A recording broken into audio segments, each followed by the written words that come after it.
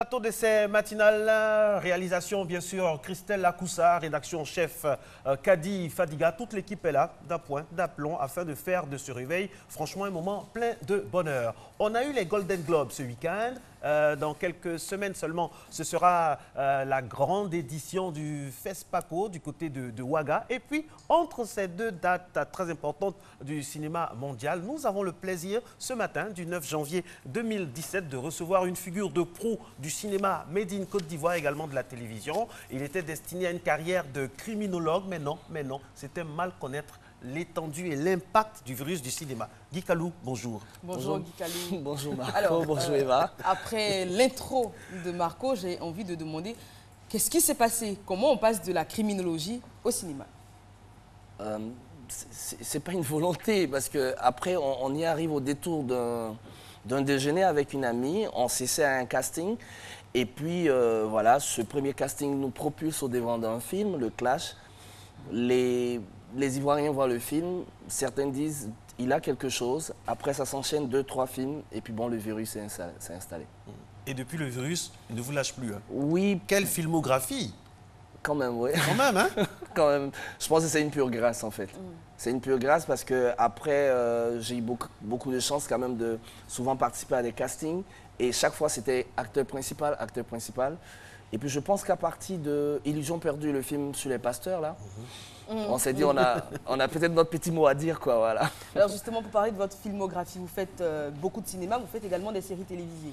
Alors beaucoup plus de cinéma, oui, parce que des 17 films que je peux compter aujourd'hui à ma modeste carrière, je pense qu'il y en a quand même 12 qui sont des longs métrages auxquels j'ai participé. Et puis bon, voilà, les séries télé, après c'est incontournable aujourd'hui, hein, vous savez, la télé vous positionne un peu plus quand même dans l'univers où nous sommes.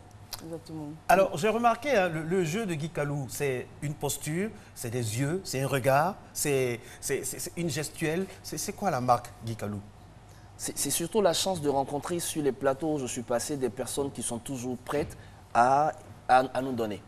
C'est ça, je pense que c'est vraiment cette chance, parce que du Clash jusqu'à aujourd'hui, le tout dernier auquel je viens de participer, l'interprète, qui va aller au FESPACO, là, produit par Kadi Touré, réalisé par Olivier Koné. C'est toujours cette équipe autour qui vous dit ça c'est bon, prends le temps de faire ci, prends le temps de faire ça. C'est toute une famille et je pense que c'est à partir de là que chaque fois nous avons une marque. Il n'y a pas une marque particulière que moi je développe, je pense qu'il y a une marque qu'on a par rapport à tel ou tel projet. Et dans quel rôle est-ce que vous vous sentez le mieux? Parce que en général, bon, je dirais pas en général, vous avez eu quelques rôles entre griffes truands. De gars sans vergogne, sans foi ni loi. Est-ce que c'est le... Ça, c'est pas moi. Oui, justement. Est-ce que vous vous retrouvez plus dans ces rôles-là ou est-ce que vous préférez jouer le rôle d'un gentil? J'ai touché un peu à tout dans ma jeune carrière et aujourd'hui, je peux dire que je me sens à l'aise dans tous les personnages, pourvu que ce personnage parle vraiment à la population. C'est ça pour moi la base de mes choix. Est-ce que le rôle que je vais camper, est-ce que l'histoire dans laquelle je vais jouer, est-ce que cette histoire parle à la jeunesse, est-ce que cette histoire me parle à moi-même? Dès l'instant où ça me parle et que je pense que ça peut parler à ma jeunesse, moi j'essaie de rentrer dans le rôle. Mais en règle générale, quand je ne le sens pas, je fais tout pour ne pas y rentrer, parce qu'après je pense que si vous forcez pour rentrer dans quelque chose que vous êtes sûr que vous ne pouvez pas faire, ça va pas faire bien. On voit qu'avec Guy Kalou et d'autres personnes également, hein, dans la sphère cinématographique et filmographique en Côte d'Ivoire, on voit que Guy Kalou est un peu un symbole face à la razzia du Nigeria, de l'Inde. Est-ce qu'on peut dire que Guy Kalou est un porte-flambeau de la Côte d'Ivoire cinématographique qui résiste? Je pense plutôt que nous avons une génération qui porte ce flambeau.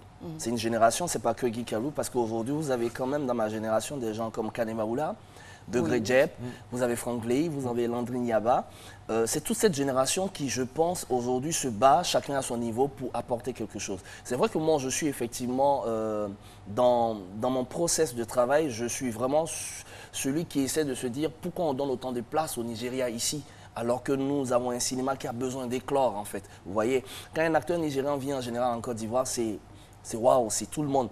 Alors nous, aujourd'hui, ce qu'on essaie de faire, c'est que les gens se disent, les stars, ils en ont aussi ici, et que cette industrie doit exister ici aussi. Donc c'est un combat d'ensemble et j'espère que cette année ça va prendre encore un autre niveau, vu que la Côte d'Ivoire est invitée spéciale au FESPACO, on va aller essayer de cogner là-bas, quoi. Ouais. Alors justement, comment se porte le cinéma ivoirien? On voit qu'il y a beaucoup de productions, on ira dans l'audiovisuel parce qu'il y a également des séries qui foisonnent. Il y a également beaucoup de séries, il y a beaucoup de films. Est-ce que vous pensez que la qualité y est toujours? Est-ce qu'il ne faut pas privilégier la qualité à la quantité ou tant qu'on produit, c'est toujours bon à prendre? À mon modeste niveau, je dirais que le cinéma ivoirien, qu'on le veuille ou non, a besoin autant de qualité que de quantité. Parce que ce qui a fait la différence aussi au niveau du Nigeria, c'est le volume qu'ils avaient en termes de production. Après ce volume, qu'on le veuille ou non, ils vous positionnent, parce que les diffuseurs, qu'ils le veuillent ou non, ils n'ont pas d'autre choix que de faire avec vous. Donc pour moi, il y a ça. En termes de qualité, oui, cette année, parce que quand vous prenez des séries télé comme Sœurs Ennemies, je pense que tout le monde est unanime qu'il y a une qualité qui était là cette année. Quand vous prenez même des films des jeunes comme Andy Melo, National Security, c'est un niveau.